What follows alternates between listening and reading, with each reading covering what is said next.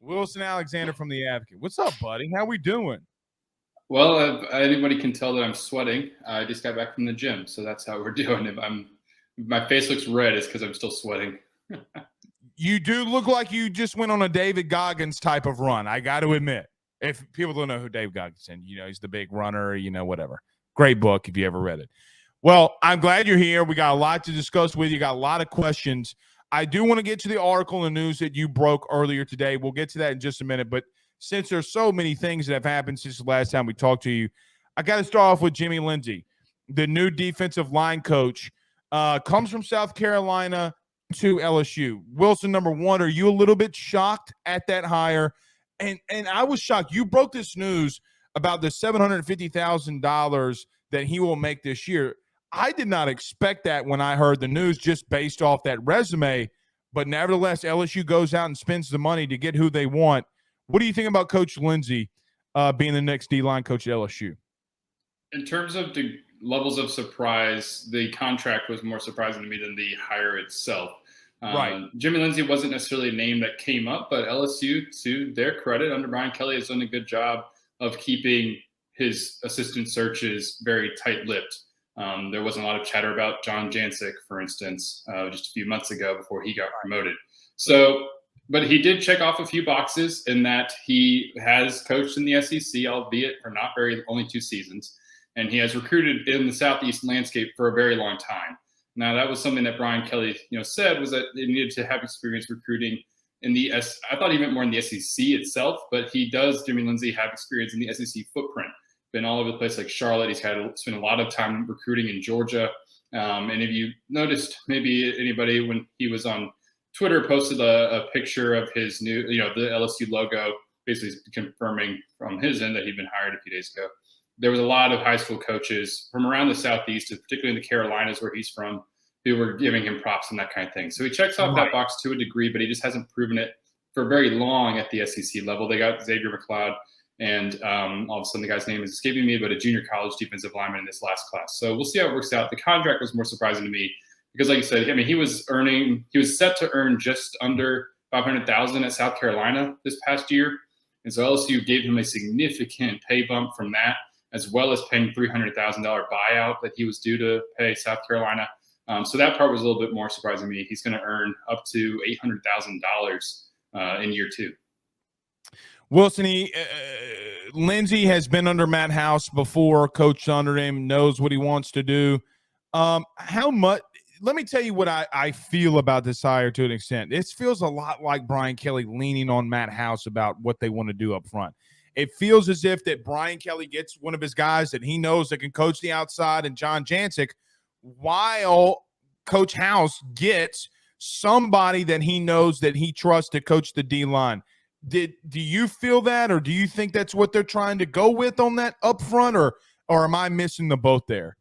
No, certainly there was a connection between Matt House and Jimmy Lindsay going back to their year together in 2005 at Gardner-Webb. So there was maybe a degree of familiarity there. And Matt House was certainly going to be involved with any hire that was made on the defensive side. Brian Kelly has said before how he gives his defensive coordinators quite a bit of autonomy. He had a say ultimately in the John Jancic hire as well. And he wanted, because he wanted, an outside linebackers coach devoted to those jacks, because it is such a sort of different from position from what gets done on the defensive interior. And that's another thing that about Jimmy Lindsay is that he sort of matches exactly what LSU wants from the defensive line coach, because he is not coaching those stand-up edge rushers like Jamar Cain was having to do so a year ago. He's just got the guys with the hand in the dirt, the defensive tackles and the defensive ends in this LSU scheme. And that's something that he's done. He hasn't really coached like those jack linebackers before. He's really been with the interior guys at South Carolina. Not Jordan Birch. People keep saying Jordan Birch. He didn't really coach Jordan Birch, but it was Zach Pickens and then at previous stops at defensive end. So he checks that box as well. One more about staff stuff that's happened this week. Brian Polian is now the new athletic director at his alma mater. I think it's John Carroll University. Wilson, I was not necessarily completely shocked by the Jimmy Lindsay news. I mean, he's an SEC D-line coach, coach with Matt House, like that, something. Brian Polian leaving is a little interesting to me. After you, I don't want to say demote, but he's not over special teams. He's the assistant to the head coach, and now he's an athletic director. There's always these rumors and rumblings about him. Were you shocked to find out about that one? Because if there is any staff news that I was shocked about, Brian Polian ultimately leaving to me was probably the biggest. Yeah, him and Brian Kelly had been together, for 6 years, going back to Notre Dame. But it's not necessarily, once he got moved, however you want to say it, into that off-field role, I don't think at any point it would have surprised me that he would have taken another position. Right. I remember him at the coaches clinic talking about how, in that he was basically giving a speech to high school coaches and talking about how, sometimes you just have to like own up and adjust, even though things might not be exactly what you want and stuff like that. And when you sort of your career takes a different change sort of late in your career, because he's been a football coach now for 25 years, in terms of cleats in the grass and all that stuff. And he was having to adjust, and he was talking about a lot of that at the coaches clinic. And so it didn't necessarily surprise me that he looked for a different kind of opportunity. It's interesting that he's going to be an athletic director. I mean, that's not something that he has any experience doing. So in terms of, surprise that he ultimately was going to leave LSU, no, I didn't think that he would probably stay for a really, really long time once he got moved. But this seemed like a good thing for him and his family to do. Like you said, he's got some young kids. He's moved like over 10 times in the last 25 years for jobs. So this gives him a chance to go back to a place that he's familiar with. And like he said in his statement, sort of settle their family a little bit, maybe not have to move quite as often as they have been over the years. Yeah, and moving that many times in that many years is tough, man. I mean, one of my best friends was what do you call that? An army brat? Is that what you call kids that move all the times, whatever? And that poor guy, he's like, yeah, Blake, I've lived in 17 different places in 3 years, so it's just always very interesting. Wilson Alexander from The Advocate joins us. Now, Wilson, you broke this hour about 3 hours ago today, and I'm just going to quote what you said. You said LSU football's last multi-year academic progress rate score dropped to 923, falling under the minimum of 930. LSU won't be receiving any penalties behind that this year. Can you explain that a little bit here? And then number two is, do you know what's going on here? Like, because a lot of people, are asking, like, how much is this under Brian Kelly versus Orgeron and all that kind of stuff. Can you break all of that down for us in the story that you broke? Absolutely. This is more reflective of the end of the Ed Orgeron tenure than it is the beginning of the Brian Kelly era. This score is from the 2021-2022 academic year. And so that's the 2021 football season. And then, of course, the firing of Ed Orgeron and the change to Brian Kelly over at football ops. And I think it's more reflective of the dysfunction. And just, if you didn't already know, just how even more telling that they weren't staying on top of them quite as they should have been near the end of the Ed Orgeron era academically. Because the single year score was like 800 something. And I can't remember the exact number all of a sudden, but that's extremely low for a single year. And so the APR, there's single year reports, and then the NCAA looks at a rolling 4-year total in order to get to that 923 number, which is, if over a 4-year period, your number is below 930 in a single program, you can get hit with penalties up to a postseason ban. This happened in McNeese State a couple years ago. They weren't allowed to compete in the postseason because of this APR score. And so usually it's not, it's something we report on every single year, and it's not usually too much of an issue, something more to keep an eye on. But now all of a sudden, LSU, if the NCAA had not decided, because of the coronavirus pandemic, to lift any sort of penalties for the last 2 years, it would be facing something that could be loss of certain, practice time, all the way up to a postseason issue. I don't know if it would have ever gotten to that point. But now this is something that, Brian Kelly and this staff, you hear them talk quite a lot about the importance of academics.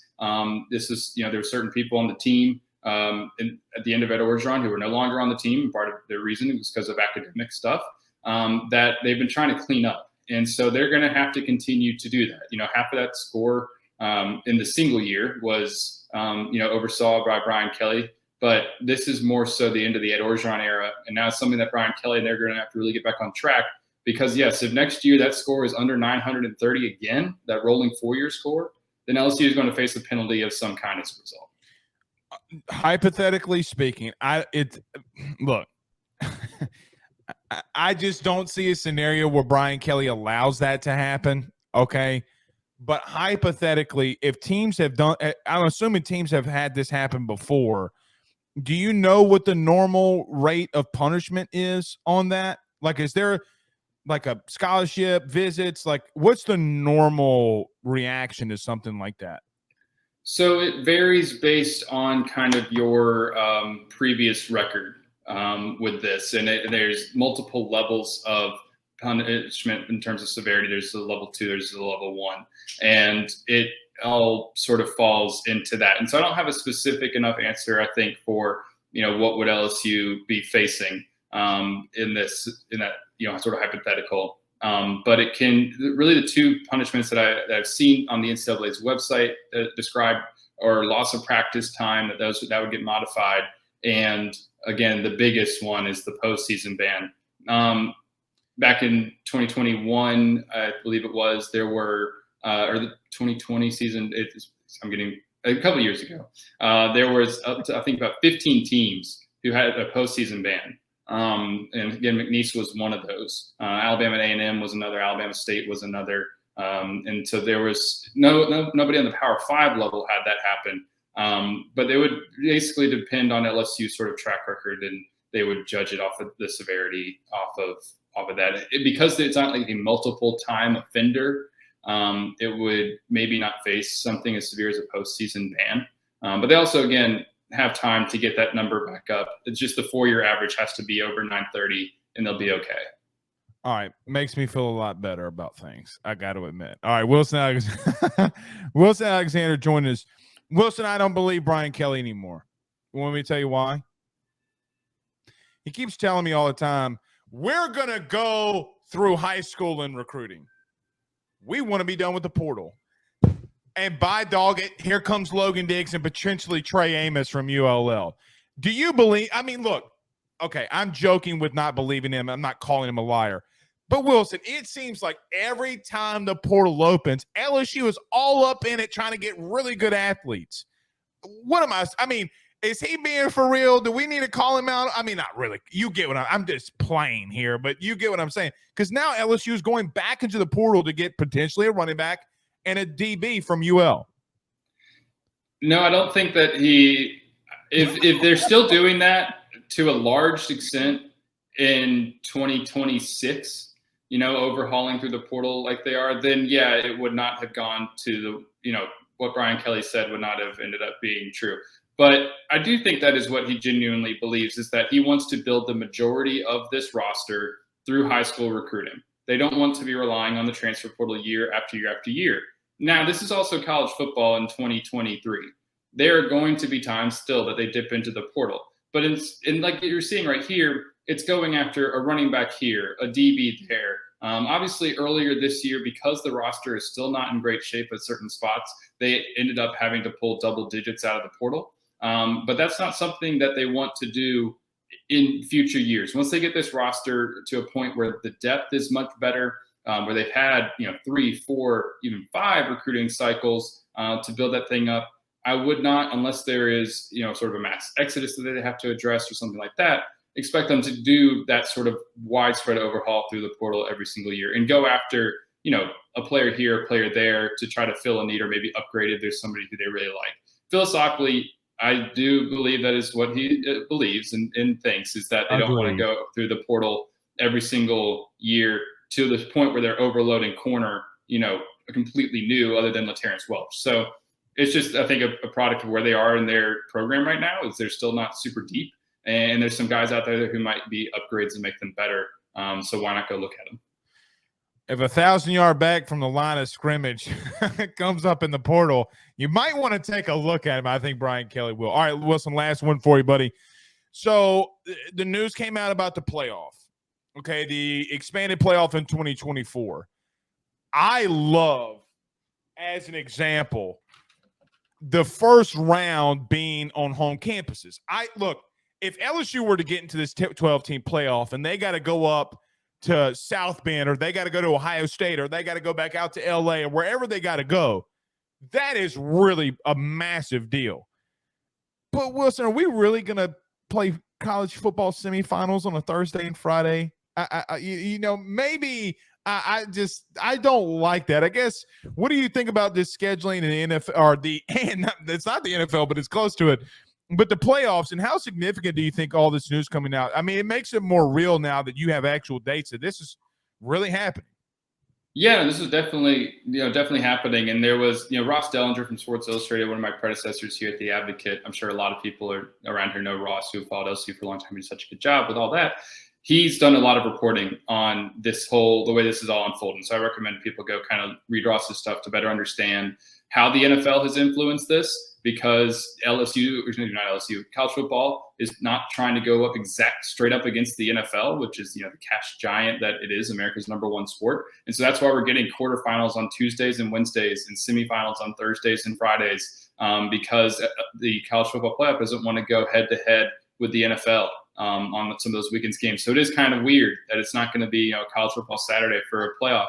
One thing to caution is that this is just for 24 and 2025. Right. The television rights deals change after 2025. There's some renegotiating that's going to have to happen. And so this schedule with all these dates could look different in 2026. I mean, gosh, the college football calendar might get moved up a week. Week 0 might become week 1, and everything could shift up. There's been a lot of discussions going on about that. So this is just for 2024 and 2025. But yeah, that's how it's going to look with first round playoff games on campus, which could be really exciting for the host teams. I think that's an awesome thing to have in college football. Keep those games away from, a neutral site. As part of the environment of college football is the host stadiums is what makes it part of it so great. And then, midweek playoff games as well. I don't get it. Wilson, you know this, and I know this because you go to Baton Rouge every Saturday at a home game. You think people want to drink during the midweek? Then they'll give an excuse to drink on Saturdays. That's my biggest excuse as a married man. Well, baby, the games are on. I got to drink. Does it help at all that this is all during the holidays? And so the schedules are kind of weird and a little bit different. That's true. It might change some things. Because that Tuesday, Wednesday is New Year's Eve and New Year's Day. That's true. That's true. I mean, I'd already be drinking. I mean, hell, I drink already, so it doesn't matter. So we'll see. But I agree with you. Like Wilson, for me, and asking you that question, I just envision like Ohio State coming to Baton Rouge on like a December 21st on a Saturday. Man, how it would just be electric, man. If anything of the college football playoff I actually do like, that's it. Like, that's the biggest thing for me. It's going to be awesome to see those unfold. Obviously, if you're LSU, you want to be one of the top 4 seeds, which means you're a conference champion and you get a first round bye.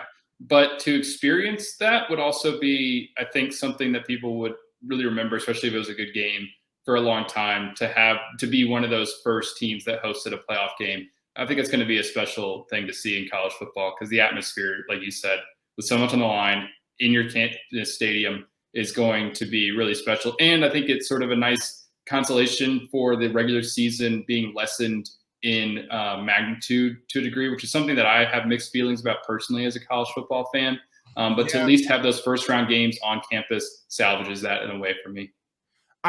So that's a great way of putting it, not to keep you extended time. That's a great way of putting it, because, Wilson, let's call it what it is. If Alabama losing to LSU in Death Valley, I mean, does it really matter now? Right? Like, it doesn't. It matters, but it doesn't really matter because Alabama's going to be in the playoff anyway, right? And so it does take a little bit of that sting away. That I agree with you there. But hey, man, playoff game in Death Valley never happened. It's going to happen soon, though. All right, Wilson, thank you so much, buddy. You've been fantastic as always. Thank you for joining us. Thanks for having me, Blake. Have a great rest of your night. You too, man. That's Wilson Alexander.